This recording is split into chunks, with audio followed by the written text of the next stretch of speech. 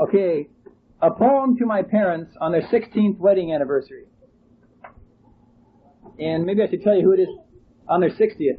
Maybe I should tell you that my father wrote this poem. So it's creative genius here. Thank you for loving and caring for us. Thank you for a lifetime of work without fuss. Thank you so much for planting the seed that trusting in Christ would supply all our needs. Thank you for years in the cotton patch and the miles I've traveled riding on your sack. Thanks for the food, there was always plenty, and for sleeping in the middle until I was 20. Your son, Joe T. Johnson.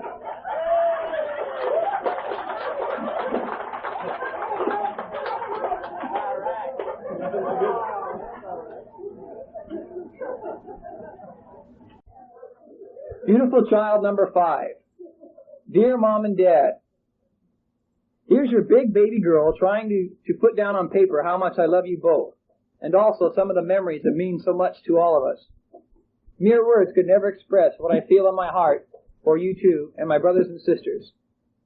Getting started on this has been hard for me, but maybe that's because I was dropped on my head at an early age. One of my first memories is sleeping with my daddy, both Ray and I.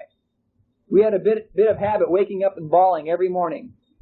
And Dad's first words of wisdom were, "Don't you kids know that it's just as easy to wake up laughing as it is bawling?" I've enjoyed waking up every morning since that time. I remember the awful feeling of being stuck in the butter churn and Daddy having to break into it to get me out. I bet you don't remember me being that small.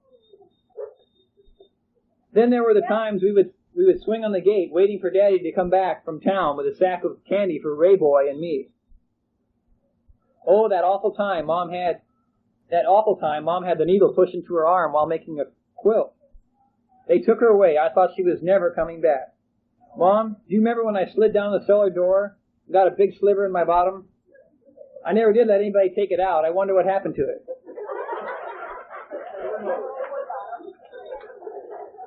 What about all those great big packages that came from Theo in California? Real hair curlers, dress material, shoes, underwear. Some of the boxes came from Sears and Roebuck, but Theo and Alvy got all the credit. B and the gang left for California. Mom cried, so did we. They reached California 3 weeks later and wrote us. Mom cried again. We did too. When we were all together, finally in Modesto, I had the surprise of my life when my big sister, B.I., came home from the hospital with a new baby boy named David Dean.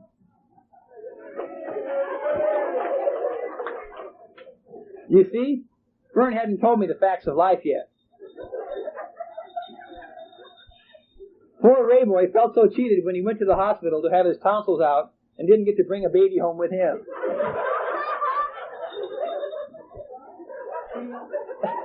We packed up and moved to Los Angeles, and it was great fun riding between the two mattresses on top of a truck over the ridge route. Mom, I'm so glad I can say you're always getting us off to Sunday school has helped me to be a better Christian now. Your example as a mother and a wife has been my guide. I've wanted to be that kind of inspiration to my own daughter. Daddy, I haven't come across anyone yet who could measure up to you. I always knew you loved me and never felt we were poor or neglected. Thanks, Dad, for all the happy times. Even when you scared us half to death by talking through the garden hose pushed through the screen at midnight while Fern, Janine, and I were sleeping on the back porch. Mom, you were so sad when Joe left for the Army. You cried again, and so did we. Joe came home safe. Ray did also. God has been good to us all. A lot of things has happened to us since we celebrated your 50th anniversary. But here we are again, through His mercy. We have had a close and happy life together in this world. And I pray that nothing will cause us to be separated in the next. Let's all work hard at it. Thank you, Mom and Dad. I'm so glad you found each other and had all of us. I pray for you daily, Maxine.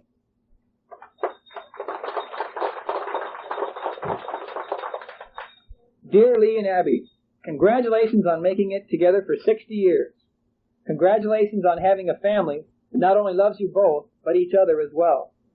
I am sure your life together has had an influence on Maxine's trying so hard to make our happy family. She works constantly toward family unity and harmony. I never tire of hearing Maxine and others recount of the days of growing up together and all the funny things that happened. Abby, you must have laughed pretty hard at sometimes to rock over backward on your chair. Lee and Maxine says you got a big laugh at the time you were riding together behind old King and Queen. Behind, that is. May the Lord bless you on this very special day. Love, Richard. The last of the beautiful Johnson children.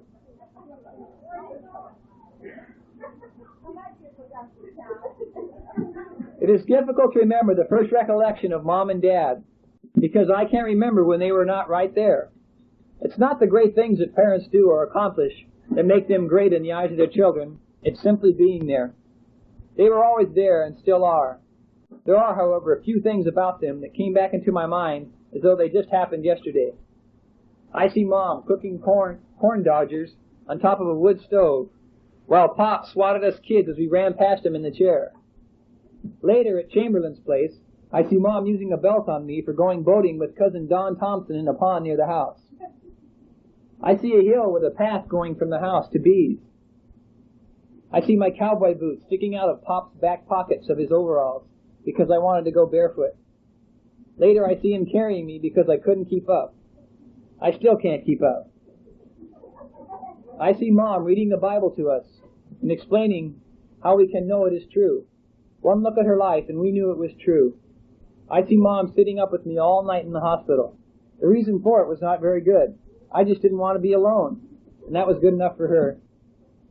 When working in the grape vineyards in California for almost nothing, Pop bought me a pair of sandals because the sand was hot. I refused to wear them because they were for girls, I thought. Sorry, Dad. It would take years to write and weeks to read all the things they have done for their kids. Help me be half as good to my kids as they are to us. Thanks, Mom and Dad. Ray.